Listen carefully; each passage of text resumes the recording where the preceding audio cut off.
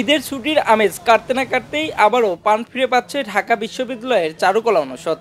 সামনে পহেলা বৈশাখ, বাঙালির প্রাণের উৎসব। আর মাত্র কদিন বাদে শেষ হবে বাংলা নববর্ষের 1431 বঙ্গাব্দ। পুরনো বছরকে বিদায় জানিয়ে নতুন বছরকে স্বাগত জানাতেই শিল্পীদের এই কর্মব্যস্ততায় জমে উঠেছে চারুকলার প্রাঙ্গণ। ওয়ালটন আবারও মিলিয়নিয়ার অফারে ওয়ালটন ফ্রিজ কিনে আপনিও হয়ে যেতে পারেন মিলিয়নিয়ার।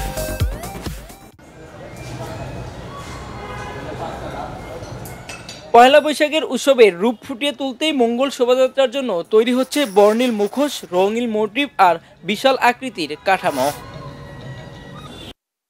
এবারের প্রতিপাদ্য নববর্ষের ঐক্যতান ফ্যাসিবাদের অবসান।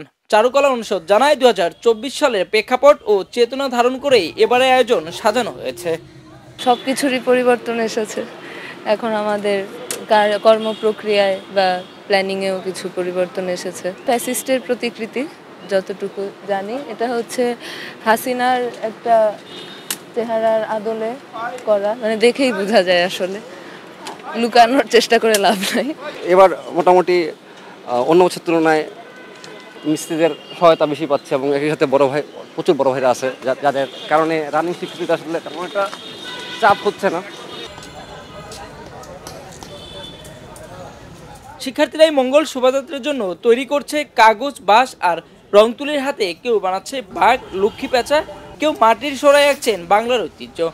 তুলে ধরা হবে গ্রাম বাংলার চির সংস্কৃতি। সেই সাথে উঠে আসবে সমৃদ্ধির পথে এগিয়ে চলা বাংলাদেশের প্রতিচ্ছবি।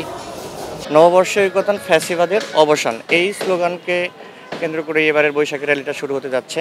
আমরা এখানে একটা শান্তির পায়রার মতো করতেছি পাখি, যেটাতে হচ্ছে মেইন করবে যে সব ধরনের জাতিসত্তার একটা পার্টিসিপেশন বৈশাখে থাকতেছে। আর র্যালিতে এবার একটু বৈশিষ্ট্যটা একটু ভিন্ন রকমও আছে। যেমন আমরা এর আগে হচ্ছে শুধু বৈশাখ চারুকলার স্টুডেন্ট এবং শিক্ষকরা মিলে আমরা র্যালিটা শুরু করতাম, কিন্তু এবার প্রত্যেকটা জাতিগোষ্ঠী আমাদের সাথে অংশগ্রহণ করতেছে আমাদের র্যালির সাথে।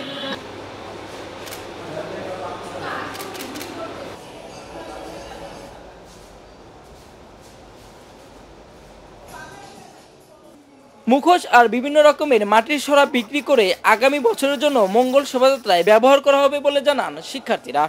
আমাদের এখানে আয়োজনে আছে মুখোশ আর পাপেটসগুলো হচ্ছে যেগুলো বাইরে বাঁশ দিয়ে বড় করে তৈরি করা হচ্ছে, যেগুলো র্যালিতে নেওয়া যাওয়া হয়। আর এখানে আমরা যা পেন্ট করতে হচ্ছে বাঘ আর পেঁচার মুখোশ। পরে এগুলো আমাদের এখানে সাজানো হয়। দেখেন এখানে গ্যালারিতে অলরেডি সাজানো আছে অনেক কিছু।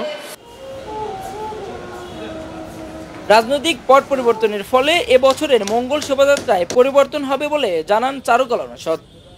একজন প্রকৃত শিল্পী মানে সমাজে কিন্তু সে ন্যায়ের কথা বলে এবং অন্যায়ের বিরুদ্ধে মানে দাঁড়ায়, স্ট্যান্ড নেয়। সেই জিনিসটাই হলো একজন শিল্পী হিসাবে, প্রকৃত শিল্পী হিসাবে তার মধ্যে মানে মানবিক দৃষ্টিভঙ্গিটা কিন্তু প্রায় কিন্তু এরকমই থাকে।